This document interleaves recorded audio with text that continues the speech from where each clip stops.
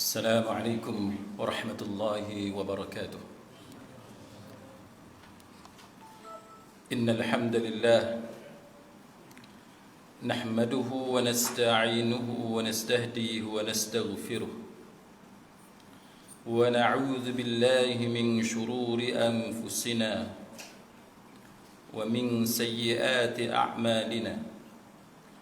من يهده الله فلا مضل له ومن يضلل فلا هادي له. أشهد أن لا إله إلا الله وحده لا شريك له وأشهد أن محمدا عبده ورسوله.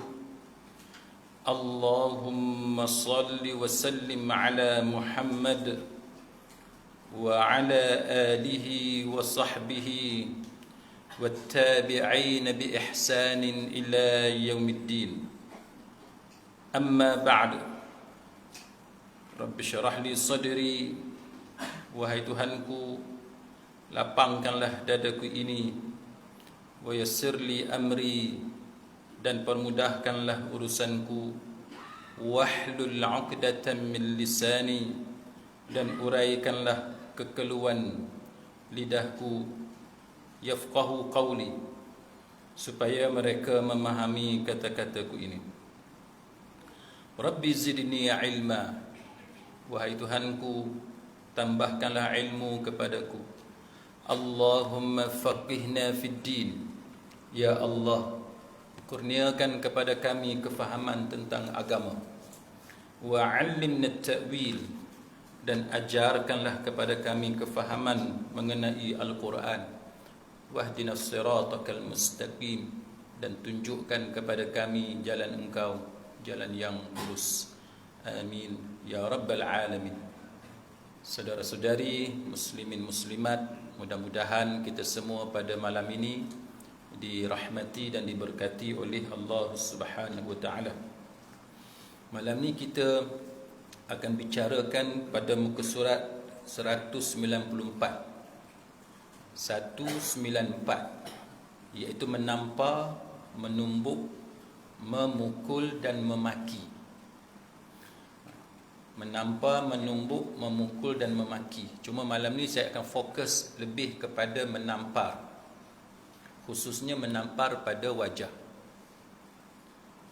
Muka surat 194.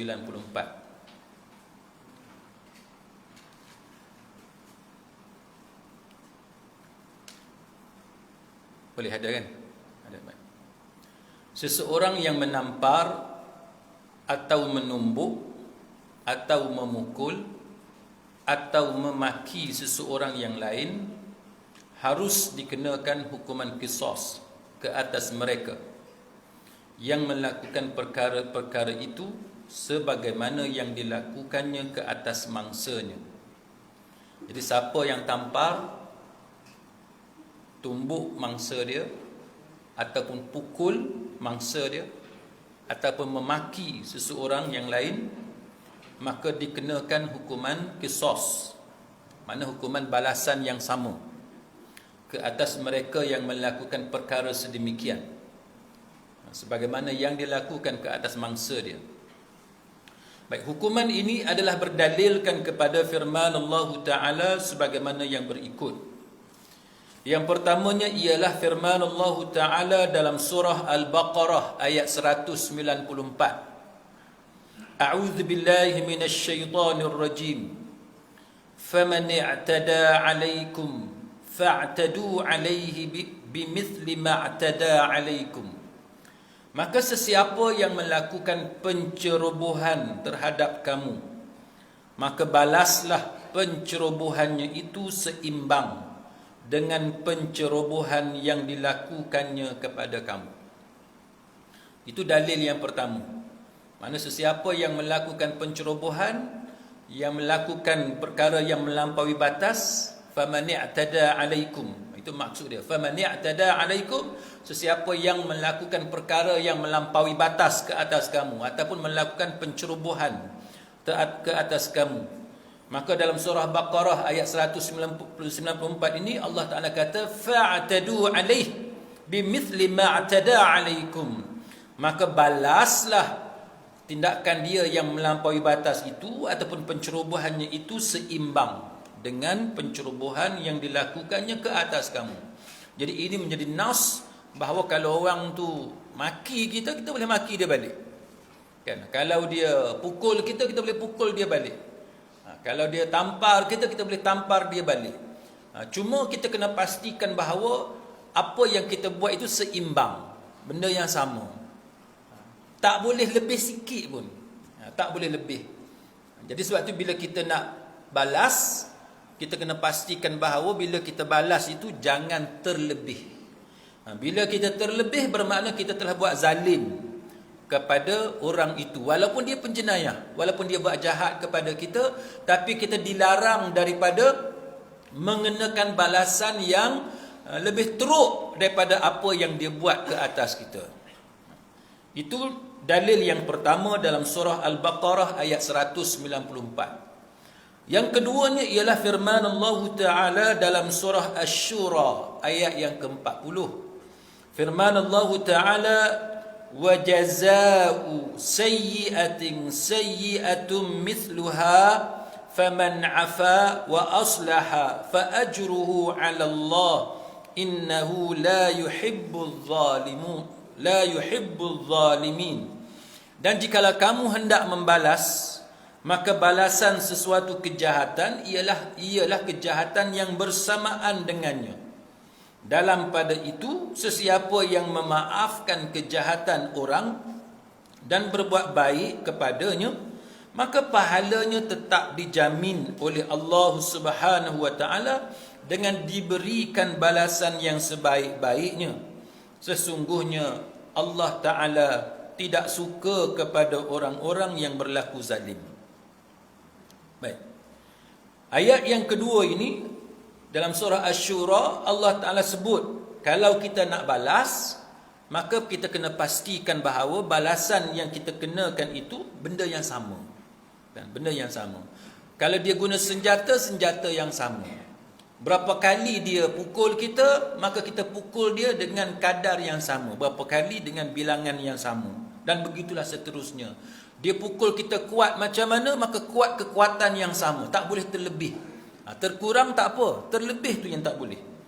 Maka selepas Allah Ta'ala membenarkan kita mengenakan balasan, lepas tu Allah Ta'ala kata pula, kan, faman 'afa, sesiapa yang memaafkan, wa aslaha, dan dia buat baik, kan, dia buat baik, fa ajruhu 'ala Allah, maka pahala itu tertanggung ke atas Allah Subhanahu wa taala. Innahu la yuhibbul zalimin, sesungguhnya Allah Ta'ala tidak suka kepada orang yang buat zalim. Hatta kita nak balas pun, kita kena pastikan jangan kita buat zalim kepada penjahat berkenaan. Bukan kata bila dia jahat, kita dibenarkan untuk buat jahat, buat zalim kepada penjenayah. Tidak. Penjenayah dia tetap ada hak dia. Kita dalam Islam kita diajar bahawa kalau orang tu jahat sekalipun dia tetap ada hak. Kita orang Islam, kan, orang kafir buat satu benda yang menggugat hak kita sebagai orang Islam, walaupun dia kafir, tapi dia tetap ada hak dalam agama kita, kan. Bukan kata sewenang-wenangnya kita boleh ambil tindakan terhadap orang yang kafir. Hatta dia musuh Islam sekalipun, dia tetap ada hak. Jadi malam ni kita akan fokus bagaimana terhadap musuh sekalipun, walaupun dia musuh Islam, kan, berperang dengan kita orang Islam sekalipun, dia ada hak. Terutamanya dalam bab memukul pada wajah, dalam bab menampar pada muka. Ini yang kita nak bicarakan supaya kita pada hari ini, sidang hadirin mukminin, kita berhati-hati, jangan suka sangat nak tampar muka orang. Apatah lagi muka isteri kita, apatah lagi muka anak-anak kita. Itu bukan perbuatan orang Islam yang taat beragama. Kita nak marah macam mana sekalipun, kita tak puas hati macam mana sekalipun, besar macam mana sekalipun kesalahan dan kesilapan yang dilakukan oleh isteri kita ataupun anak-anak kita, tak boleh kita menampar pada wajah mereka. Baik, maka pada malam ni kita tengok Macam mana para ulama membahaskan berkenaan dengan perbuatan menampar pada muka. Apakah hukum dia? Kan kita menampar pada muka. Yang pertamanya kita lihat dalam hadis dalam Sahih Muslim, yang mana Rasulullah sallallahu alaihi wasallam bersabda, "Innar rifqa la yakunu fi syai'." Tidaklah lemah lembut itu ada pada sesuatu. Illa, kan Nabi kata, tak adalah lemah lembut ni ada pada sesuatu, kecuali lemah lembut ni dia akan menghiasi. Lemah lembut ni dia akan menghiasi benda tu. Dan tidaklah dicabut daripadanya. Maka kalau katalah lemah lembut tu hilang, melainkan akan memburukkan keadaan sesuatu benda tu. Ini yang pertama. Nombor satu. Yang mana rifq, kan lemah lembut ni satu benda yang diajarkan oleh agama. Apatah lagi terhadap ahli keluarga kita sendiri. Kan? Isteri kita, suami kita, kan anak-anak kita, keturunan kita, kawan kita, jiran tetangga dan sebagainya, kita diajar untuk berlaku lemah lembut. Kita dilarang daripada menghilangkan lemah lembut tu. Kena ada lemah lembut. Sebab Nabi kata kalau tak ada lemah lembut, maka dia akan memburukkan benda tu.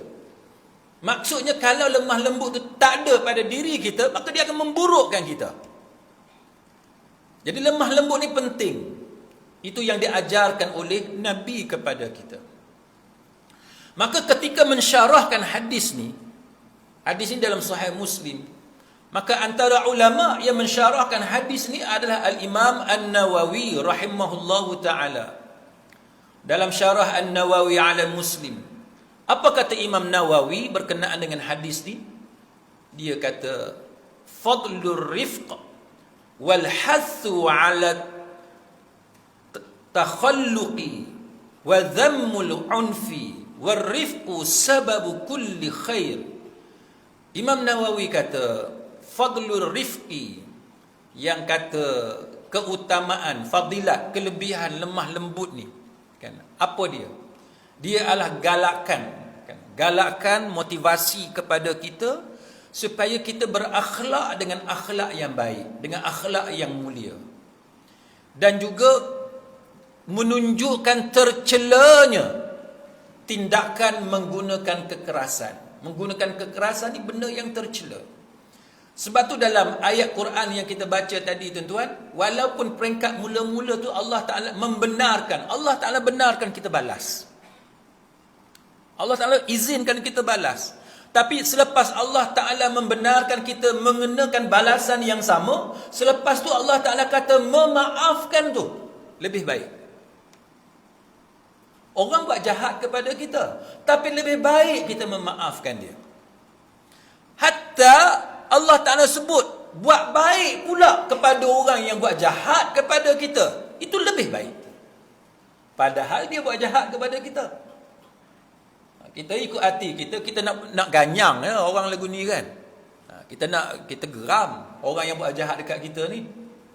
Tapi dalam agama melarang kita mengambil tindakan kekerasan jikalau dia melampaui batasan.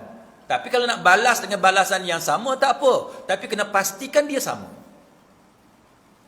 Tuan-tuan, baca tak kes pembunuhan pensyarah UiTM? Okay, pensyarah UiTM. Tak apalah, moga-moga Allah Ta'ala mengampuni segala dosa dia dan sebagainya.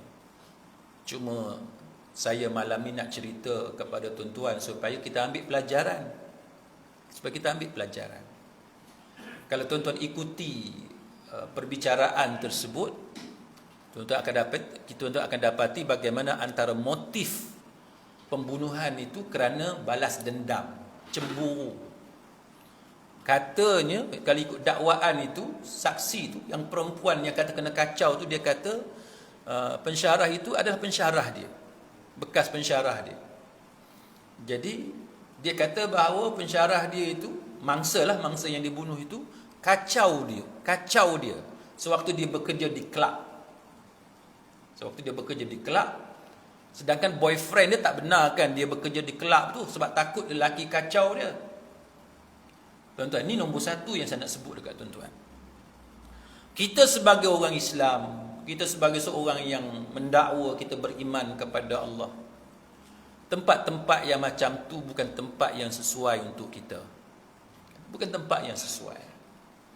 Apa nama kelab, tak kiralah apa istilah sekalipun, tapi kalau tempat yang ada orang perempuan duk layan kita apa ke semua, kan, itu tak sesuai. Hatta restoran sekalipun, kalau tuan-tuan pergi dekat restoran sebab tuan-tuan nak jamu mata, sebab waitress itu cantik. Ada tak siapa-siapa kat sini dah pencen dah, tak ada kerja apa-apa, kan, bagi tak kat bini, abang nak pergi minum lah, kan, bukan pergi pub, bukan pergi disco, bukan pergi kelab malam, tapi pergi adalah kedai tom yam mana, kan, budak Siam tu sedap lah tengok, kan. Kita pun dah pencen, tak ada apa, rambut pun putih, kan. Pergilah kacau-kacau budak tu, kan, usik-usik dia seronok dah kita ni. Balik tu sengih sampai ke telinga, sengih, kan. Tak sesuai, tuan-tuan, tak sesuai. Itu bukan akhlak, bukan peribadi seorang lelaki yang beriman kepada Allah. Kan? Bila kita kata kita beriman kepada Allah, tempat-tempat macam tu tak sesuai. Walaupun nama dia restoran, nama dia kedai makan, kita kata apa salah? Yalah, apa salah? Kalau sekadar engkau pergi makan di kedai makan tu memang tak salah. Tapi kalau engkau pergi hati tu, Allah Ta'ala tahu apa yang ada dalam hati kita. Kan, kita pergi sebab kita nak suka tengok, suka jamu mata, dan kita suka kacau budak perempuan tu.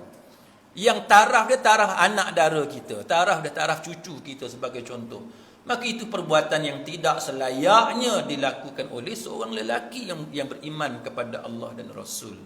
Jadi berbalik pada cerita tadi, pergi tempat-tempat macam tu, kemudian si perempuan ini mendakwa bahawa mangsa bunuh itu telah mengganggu dia. Dan dia pun meluahkan masalah dia tadi kepada boyfriend dia. Dalam kes itu tuan-tuan boleh baca keterangan dalam mahkamah macam mana boyfriend ini rasa marah, kan. Dia nak balas gangguan tadi, maka dia bawa pedang samurai. Pedang samurai, kan, yang panjang tu. Tuan-tuan boleh tahulah, kalau dia nak mengajar seseorang dengan pedang samurai, tuan-tuan boleh tahu, kan, apa kemungkinan yang boleh berlaku. Motif dah tahu dah. Maka secara ringkasnya akhirnya berlaku pembunuhan, kan, dan tertuduh telah didapati bersalah, kan, oleh mahkamah. Sebab tu kita, tuan-tuan sekalian, benda-benda yang boleh mendedahkan kita kepada benda buruk, kita jangan pergi, kan. Tempat-tempat kelab, kan, yang boleh melibatkan anak dara orang, isteri orang dan sebagainya, benda yang boleh mendatangkan fitnah. Kita perlu elak. Itu untuk keselamatan kita juga, selain daripada untuk kita pastikan kita mendapat keredaan pahala di sisi Allah Subhanahu Wa Taala. Kita perlu elak daripada tempat-tempat yang boleh mengundang dosa. Baik.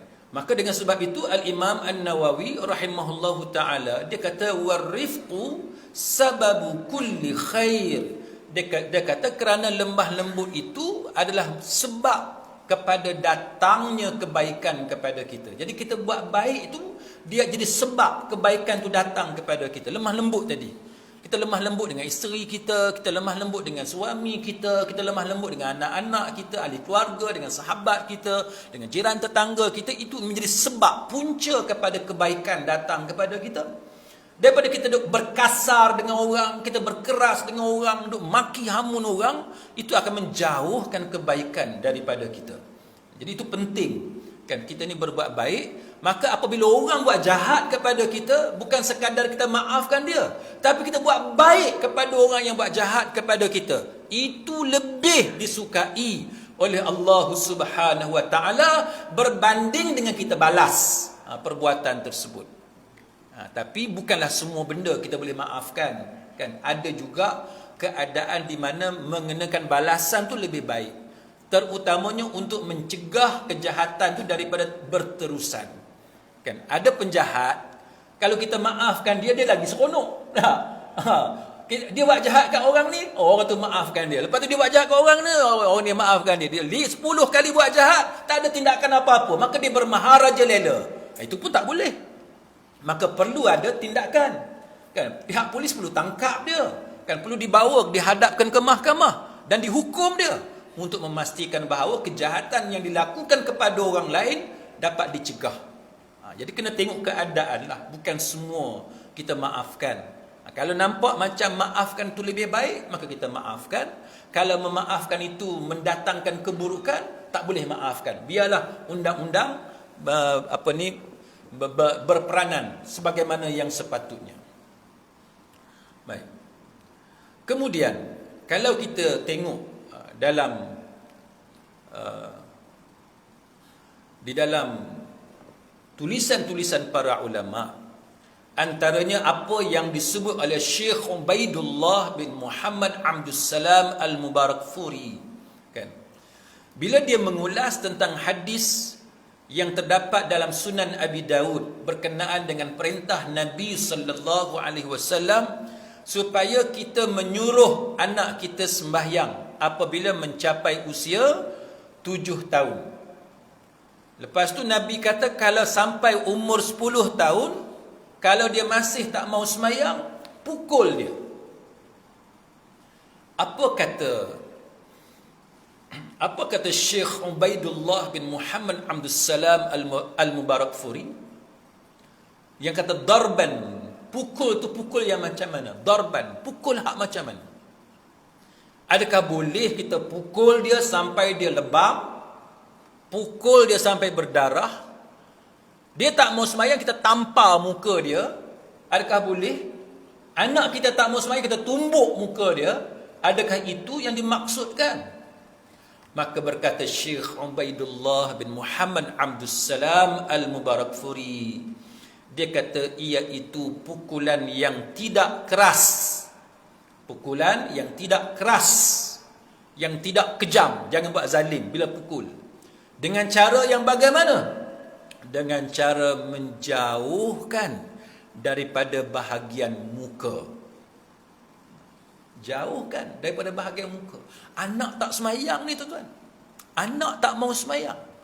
Tapi itu pun para ulama kata pukul, jangan pukul yang keras dan jangan pukul pada wajah. Anak tak semayang.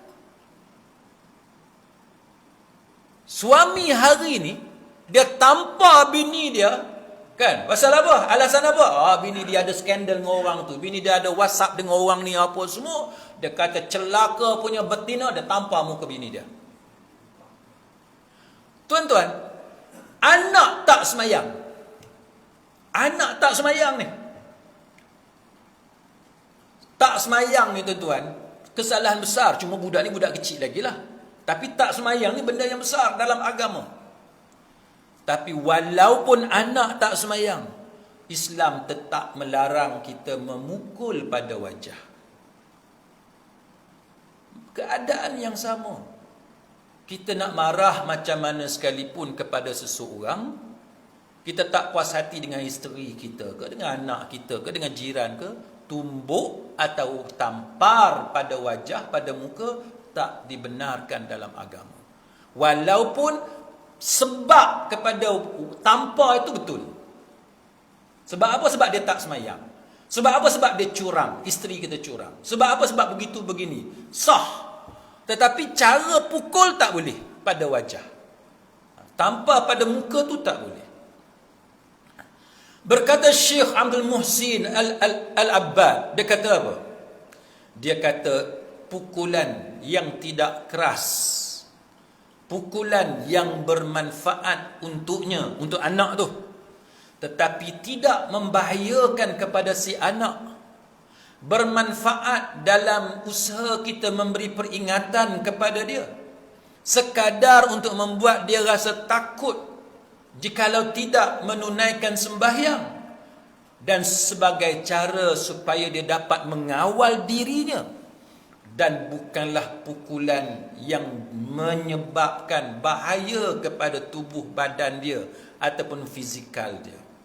Tak boleh. Okay. Itu yang menunjukkan kepada kita bahawa Nabi larang kita, kan? Hatta kalau berperang sekalipun, hatta sampai tahap perang sekalipun, Nabi tetap melarang kita untuk mencederakan musuh pada wajah. Tengok Islam. Islam ni tuan-tuan, dalam perang pun dia ajar kepada kita perang yang macam mana yang betul. Islam tak membenarkan kita, katalah berperang dengan Amerika sebagai contoh, sebuah negara Kristian. Kita pergi bakar gereja, tak boleh. Berperang dengan negara Kristian macam Amerika, kita pergi bunuh padri dia, tak boleh. Berperang dengan negara Kristian, kita pergi bunuh orang yang sembahyang dalam gereja, tak boleh, tak dibenarkan dalam agama. Ini peraturan yang hebat yang ada dalam agama kita.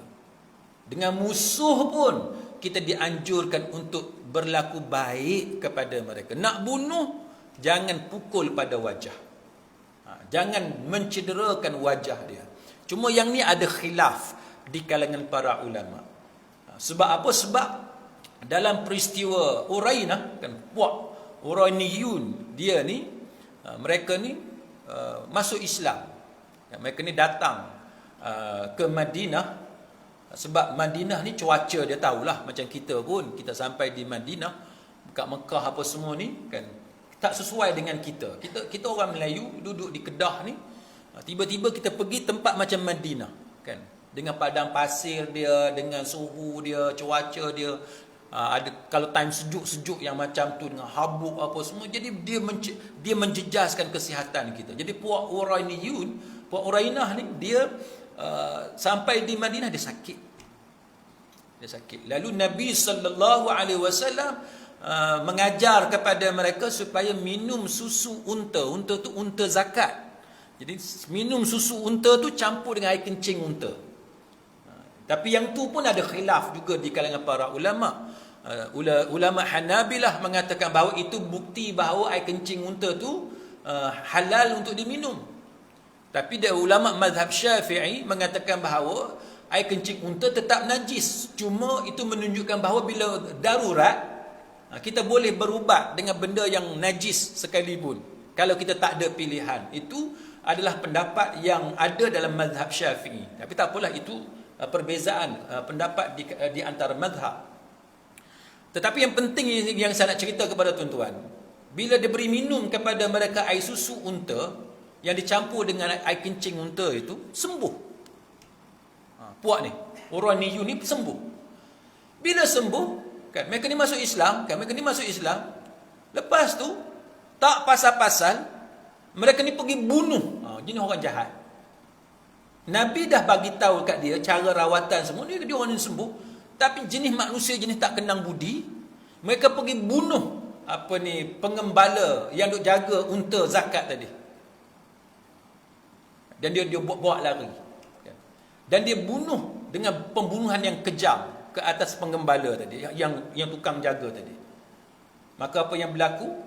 Sahabat-sahabat Nabi pergi tangkap puak ni, kan, dipotong anggota tubuh mereka dan dibutakan mata mereka. Mata ni dalam wajah, kan, mata ni dalam bahagian muka, kan. Maka dicucukkan, dibutakan mata mereka dan dilemparkan tubuh mereka di tengah padang pasir sehingga mereka mati dalam keadaan yang macam tu. Jadi ini menimbulkan khilaf, perbezaan pendapat di kalangan para ulama tentang boleh ke tak boleh kita qisas pada wajah, kan, pada muka. Itu menimbulkan perbezaan pendapat. Kalau kita ambil berdasarkan peristiwa tadi, itu menunjukkan boleh, kan, itu menunjukkan boleh.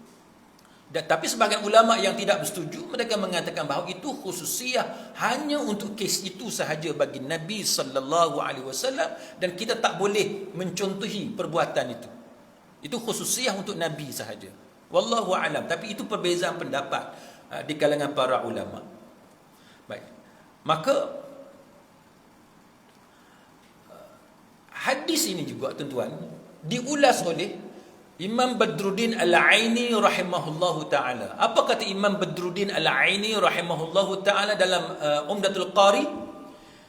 Dia kata hadis itu dia kata, jikalau berperang dengan orang kafir pun, kalau berperang dengan orang kafir, musuh Islam, Imam Badruddin Al-Aini kata wajib mengelak daripada memukul pada bahagian wajah, pada bahagian muka.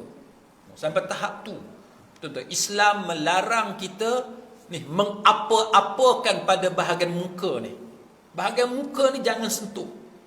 Sampai tahap masa perang sekalipun, dan dia tu musuh Islam, dia tu orang kafir, musuh Islam, berperang, maka Imam Badruddin Al-Aini rahimahullahu ta'ala mengatakan wajib mengelak daripada memukul pada wajah. Katalah kita ada pedang, kita pukul tepat pada muka dia, tak boleh. Nak tetap dia, tetap pada leher, tetap bahagian kepala, tapi muka ni tak boleh. Itu Islam punya peraturan, tuan-tuan. Dan dia kata, maka mengelak daripada memukul wajah ataupun muka seorang hamba yang mukmin, seorang Islam yang beriman kepada Allah dan Rasul, dia kata lebih lagi wajib kita mengelak daripada melakukannya.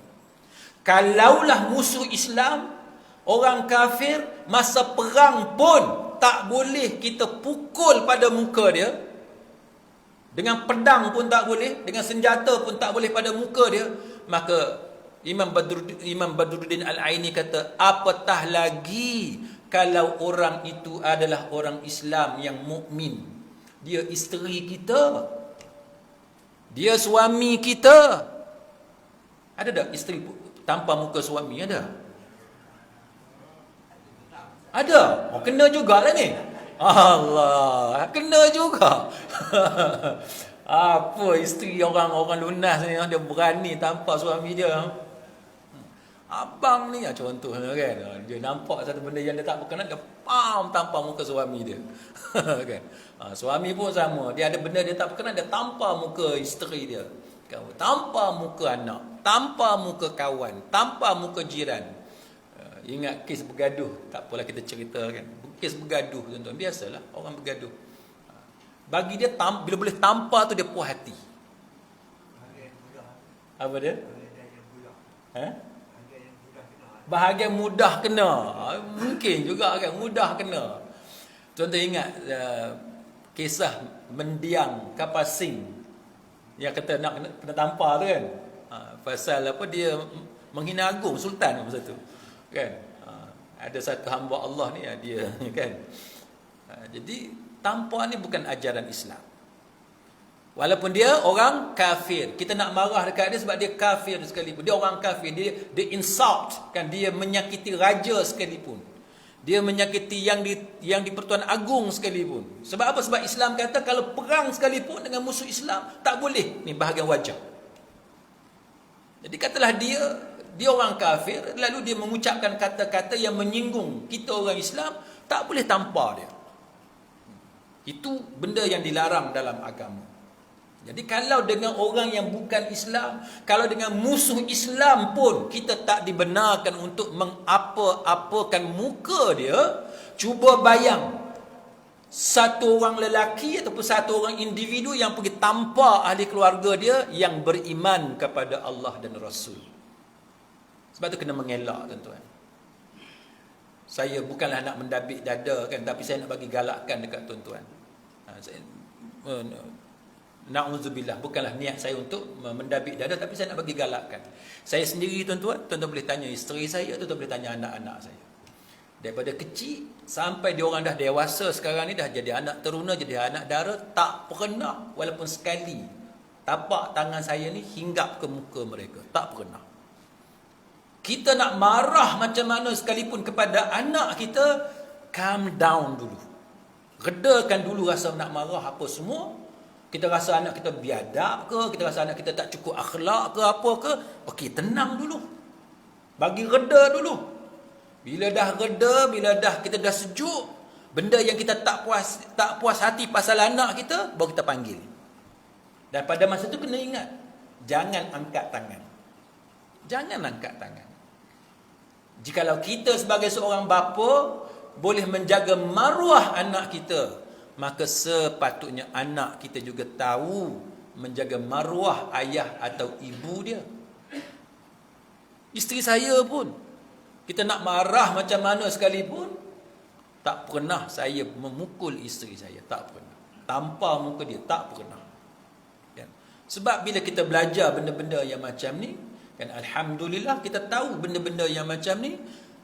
Kita hidup ni tuan-tuan lillahi ta'ala. Hidup kita ni kerana Allah. Bukan kita hidup kerana suami kita, bukan kita hidup kerana isteri kita, bukan kita hidup kerana mak ayah kita. Orang nak kata apa, katalah. Pasangan kita nak kata apa kat kita, suami kita nak maki kita, isteri kita nak maki, nak menyakitkan hati kita, buatlah. Tapi kita untuk tampar dia, kita tak akan buat.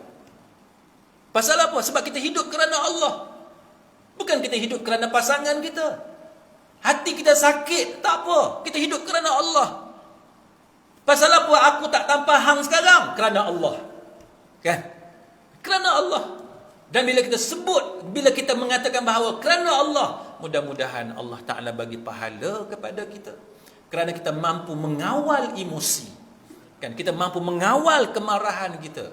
Banyak pahala tu tuan-tuan bila kita sabar. Baik.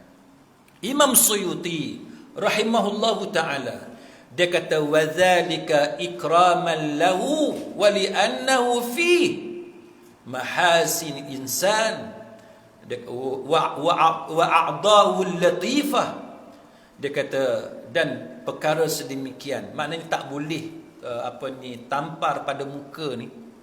Dia kata sebab dalam usaha kita memuliakan wajah, memuliakan muka. Kerana pada wajah seseorang itu adanya keindahan dia sebagai manusia, dan terdapat juga anggota tubuh dia yang lunak, dan apabila terdapat kecacatan ataupun bekas pukulan, maka akan menjadikan dia rupa dia buruk.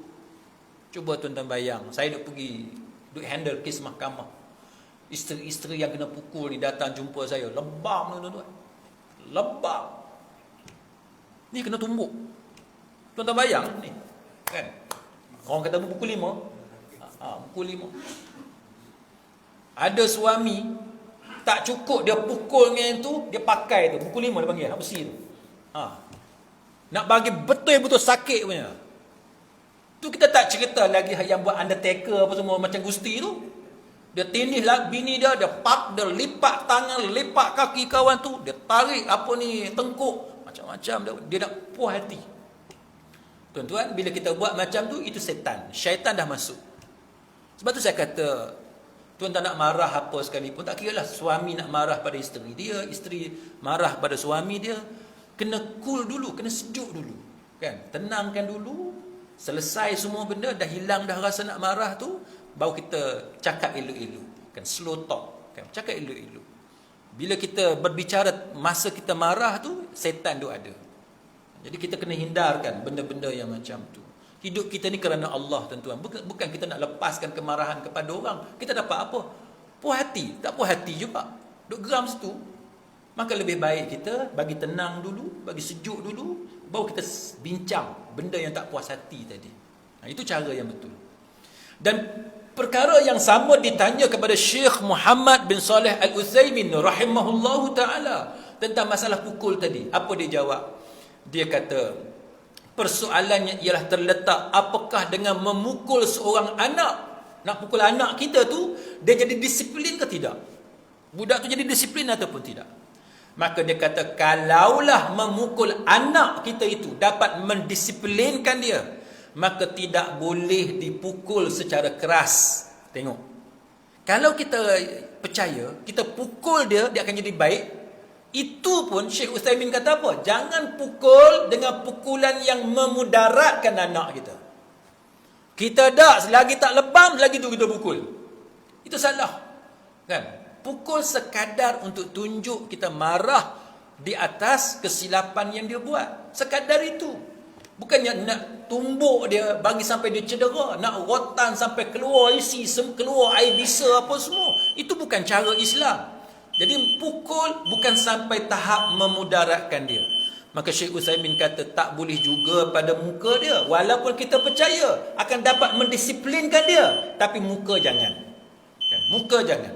Dan tidak boleh juga pada bahagian tubuh yang akan memudaratkan dia, yang boleh membunuh dia, mengancam nyawa dia, tak boleh.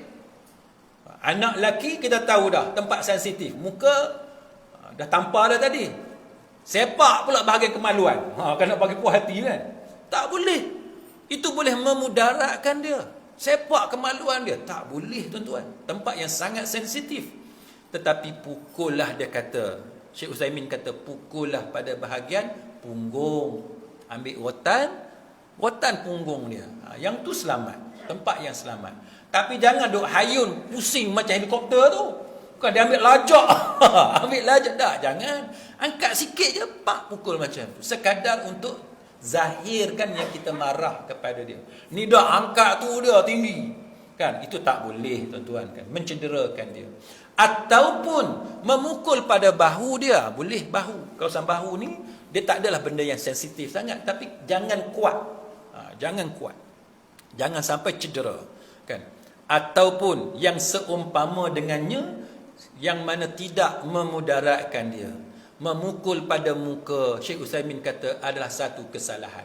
Kita nak perbetulkan anak kita buat kesalahan. Apa guna? Jadi jangan, kan? Sebab apa? Sebab dia kata memukul pada muka itu akan menyebabkan dia rasa terhina. Anak kita akan rasa terhina. Anak kita akan rasa malu dan sebagainya. Jadi kita kena perhatikanlah benda-benda macam ni. Kita dengan anak kita ni tuan-tuan, walaupun dia anak kita, tapi kena jaga juga maruah dia. Anak sulung sebagai contoh, ataupun anak yang lebih tua. Jangan kita pergi maki dia depan adik-adik dia. Dia abang hak sulung, dia kakak hak sulung. Kita pergi kata dia, bang bubuh dia betul-betul, bagi rapat dia. Kan? Tambah kita lawyer pula. Kan, guna segala skill kita. Kita cikgu sekolah, cikgu disiplin, guna segala skill dan pengalaman kita, bagi rapat punya dekat anak sulung kita, kakak sulung dia lah kan. Adik dia ada ni, duduk ni. Setengah-setengah budak sekarang dia tengok kakak dia kena marah ataupun abang dia kena marah, dia buat macam tu. Dia buat macam tu dekat kakak dengan abang dia. Lagilah budak tu jatuh air muka dia. Dan dia akan rasa dendam kepada ayah dia. Dia akan dendam kepada ibu dia. Sebab ayah dan ibu dia mengaibkan dia di depan adik-adik dia. Ini masalah. Kita kena ada psikologi tuan-tuan. Bila kita nak perbetulkan anak-anak kita. Jangan sampai tahap akhirnya dia dendam dengan kita. Kan kadang-kadang anak ni tuan-tuan, dia simpan benda yang ada dalam hati dia. Dia akan tunjuk bila kita tua. Bila kita dah tua, kita dah uzur, dia tunjuk hak dia duk dendam selama ni. Itu yang akan berlaku kepada anak yang tidak dididik, yang tidak ada rasa takut kepada Allah. Kalau anak tu dia rasa ada takut kepada Allah, walaupun mak ayah dia layan dia dengan cara tak baik sekalipun, dia tak berani juga. Sebab dia tahu itu kemurkaan Allah. Tapi budak-budak ni tuan-tuan, dia bukan kira semua benda tu. Kan? Yang dia fikir, dia nak lepaskan dendam dia selama ni. Sebab ibu dia atau ayah dia duk layan dia dengan layanan yang buruk. Ini masalah budak-budak sekarang. Maka sebab itu tuan-tuan, kita kena jaga-jagalah. Kemudian sidang hadirin mukminin, kita tengok zaman sekarang ni ada satu permainan. Saya selalu tengok dalam YouTube. Permainan tampar muka. Geng Rusia ke mana? Ni ada siapa-siapa tengok? Tak ada, saya tak tengok. Ni tuan-tuan tengok apa ni? Quran pun tak tengok. Dah melawak je. Melawak je. Apa ni? Saya kadang-kadang duduk tunggu apa anak tuition dalam kereta, duduk buka YouTube. Kan? Buka YouTube tengok. Ada tu satu sukan. Saya tak ingat belah Rusia kot ke belah mana. Dia sukan ni meja tengah-tengah. Kan? Lelaki pertama, lelaki kedua. Tengah-tengah meja. Pegang meja tu. Lelaki pertama tampar tu lelaki yang nombor 2. Pam tampar. Kan? Lepas tu pusingan yang apa lepas tu bagi peluang pula hak lawan dia tampar dia balik. Ada satu saya tengok tu suara gemuk tu dia tampar tuan-tuan, kawan tu rebah tuan-tuan. Dia bagi penampar memang deras sungguh. Yang ni pun tak boleh dalam agama, kan? Agama kita bukanlah melarang kita bersukan. Boleh kita bersukan, tapi pertandingan menampar wajah ni tak dibenarkan dalam agama. Kan? Sebab apa tak dibenarkan dalam agama? Sebab dia boleh mendatangkan kemudaratan. Muka ni tempat yang kena jaga sungguh-sungguh.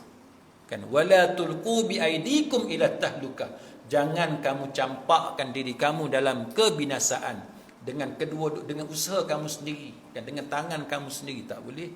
Kan, la darara wala dirar. Jangan kita buat benda yang memudaratkan. Kita nak bersukan, jangan sampai mudarat. Tuan-tuan nak bersukan, kan, main bola, bukan tak boleh main bola, tapi yang tak tahannya tackle tu lah. Lari dah tackle ke belakang, repah berguling kawan tu. Itu yang kita tengok ramai orang main bola, tuan-tuan, bila dah tua, lutut dah jam. Kan? Lutut dah jam. Pasal apa? Main tu main sungguh-sungguh sampai mencederakan diri sendiri. Tak boleh. Kan? Sukan ni kita main sukan, tapi jangan sampai memudaratkan diri kita. Zaman sekarang ni apa? Cycling. Cycling. Allah, cycling, tuan-tuan. Basikal pun harga RM20,000. Basikal harga RM20,000. Mahal daripada motor lagi. Setengah-setengah orang lelaki ni, makcik-makcik kat belakang, ingat, setengah orang lelaki bukan boleh percaya. Pergi cycling, rajin cycling. Ini pasal apa? Oh, jaga kesihatan, jaga kesihatan. Bukan jaga kesihatan, tapi sebab apa? Sebab cycling hak dia, geng dia tak ada perempuan. Anda ada anak dara mana entah 2-3 orang, tu dia sukalah. Dia duduk kayuh kat belakang, dia tengok kat belakang tu kan. Ni pun masalah juga kan. Pakaian cycling pun tak tu lah, tak boleh nak cerita. Saya pun tak faham tuan-tuan. Kononnya untuk ni masalah rintangan angin kan. Jadi pakai tu dia kena ketat, dia tak boleh pakai longgar-longgar. Kita kat belakang ni tuan-tuan, selamat. Kan? Duduk kat belakang ni selamat. Isteri kat rumah ni masaklah nasi goreng lah apa semua, bangga ni suami jaga kesihatan. Dia tak tahu suami jaga kesihatan mata dia. Kan? Duk pandang benda-benda hak tak sepatutnya. Janganlah tuan-tuan. Kita ni kena ingat dekat Allah Ta'ala. Umur kita ni dah tak panjang dah. Kan? Tak lama dah. Kubur tu duk panggil dah. Jadi kita beringat-ingat. Mati dalam keadaan macam tu. Berapa ramai dah orang cycling jatuh. Jatuh-jatuh meninggal dunia. Kalau tuan-tuan duk tengah cycling, duk tengok perempuan apa semua, jatuh masa tu su'ul khatimah. Tak pasal-pasal. Jadi kita tak payahlah. Kita nak cycling boleh, tapi niat kena perbetulkan. Dan cara juga kena perbetulkan. Jadi kita kena pastikan. Dan juga Nabi SAW dah pesan dah banyak yang kita sebut tadi, supaya jangan kita mencederakan, memukul pada wajah. Idza daraba ahadukum falyajtanibil wajh. Apabila seseorang kamu memukul, maka jauhilah bahagian muka, bahagian wajah. Jadi itu menunjukkan kepada kita bahawa kita dilarang dalam agama untuk memukul pada wajah. As-San'ani, Imam As-San'ani, dia kata apa? Dia kata hadis ini, hadis-hadis yang kita baca tadi menunjukkan dalil haramnya memukul pada wajah. Bukan makruh. San'ani kata haram, berdosa. Kan? Tak boleh tampar, kan? Sekalipun dia kata dalam hudud. Sekalipun dalam hudud. Sebab tu saya kata para ulama berbeza pendapat dalam masalah membalas atau mengenakan hukuman ke atas penjenayah. Sampai tahap dalam hudud pun tak boleh. Dan dia kata, dan sekalipun dalam jihad fi sabilillah. San'ani kata dua ni. Hudud pun tak boleh, ni pukul pada wajah. Jihad fi sabilillah, perang dengan musuh pun tak boleh kita pukul pada muka. Tak boleh. Maka dengan sebab itu, sedang hadirin mukminin, mudah-mudahan kita dapat mengambil iktibar, dapat ambil pelajaran yang bermanfaat untuk kita semua. Mulai hari ini tuan-tuan, mana-mana yang dah lepas tu lepaslah. Let bygone be bygone. Cuma pada masa-masa akan datang, kita dah tahu silap kita di mana. Kita janganlah pukul kawan kita ke musuh kita sekalipun, terutamanya ahli keluarga kita sendiri, suami kita ke, isteri kita ke, anak kita ke, jangan pukul pada muka mereka, kerana itu adalah menyalahi perintah agama. Wallahu a'lam. Aqulu qawli hadha wa astaghfirullahal azim li wa lakum. Wassalamu alaikum warahmatullahi wabarakatuh. Subhanakallahumma wa bihamdika, asyhadu an la ilaha illa anta, astaghfiruka wa atubu ilaik.